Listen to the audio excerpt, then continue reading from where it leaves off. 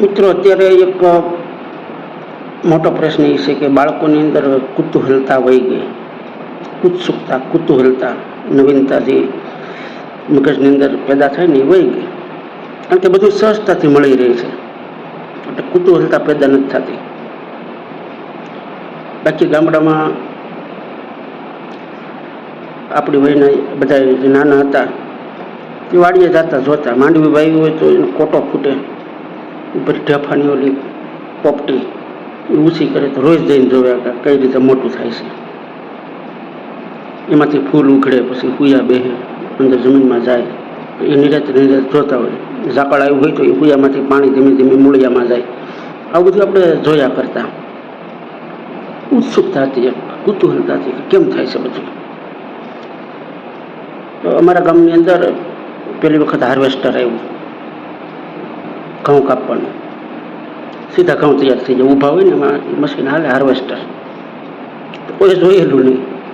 તો ગામમાંથી નીકળું, પહોંચવું ઓછા રસ્તો બગારા બાજુથી આવ્યું, અને આખા ગામને ખબર હતી ફલાણા બાપાને કે હાર્વેસ્ટર આવવાનું છે.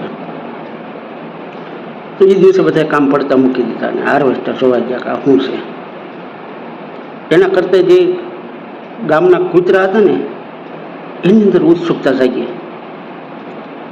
તે કૂતરા હોય એટલે ગામમાં સરહદ હોય, અમુક શેરીના કૂતરા હોય એ અમુક શેરીમાં રહે, એની સરહદ બહાર જાય તો એ થોડોક ડખો થઈ જાય, આ બધું હોય.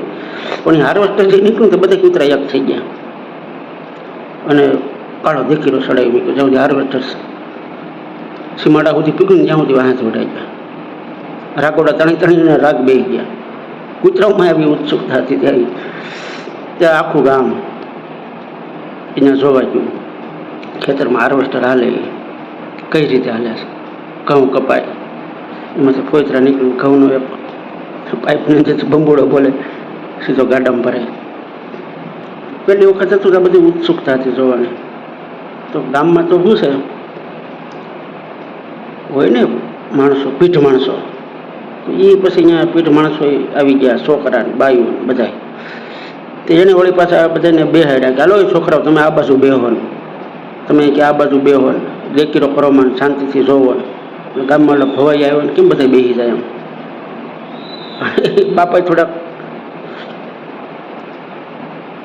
આમ સન્માન કરે એવા બધા, એટલે એ બુંગળ ને તરફાળ ને સોફાળ ને આવું બધું લઈ આવ્યા હતા. એ પાછા હોતી ને આમ ખેતરના ખૂણે ત્યાંથી બેઠા બેઠા બધા જોવે. આજે મફતની મજા હતી ને વહી ગઈ. તો મફતની મજા ઉત્સુકતામાં છે. આપણા ઉત્સુકતા આપણાની અંદર જાગતી રહે તો બધી મજા જ છે. કુદરતમાં જ્યાં જોવો એને નકરી મજા જ છે. ઉત્સુકતા હોવી જોઈએ. એક કળીમાંથી ફૂલ કઈ રીતે બને છે, એક પથ્થર ઘસાઈ ઘસાઈને લીસો કેમ બની જાય છે, બધી ઉત્સુકતા છે. જોવાની એક મજા છે. જાગૃત રાખવી બને ત્યાં સુધી, અને એ જ હાસું ધ્યાન છે. વાતું છે ઝીણી ઝીણી, આપણે કહી ગયા ને ઘોઘાવદરવાળા દાસે જીવણ સાહેબ, વાતું છે ઝીણી ઝીણી, ઘણ કાપે ને લોઢાને એને કાપે છે ઓલી ઝીણી ઝીણી ઝીણી. આવું યાદ છે. ટૂંકમાં ઝીણી ઝીણી વાતું છે, અને એમાંથી આ બધું જીવન જીવવાનો અર્ક મળી રહે અને ઉત્સુકતા હોવી જોઈએ.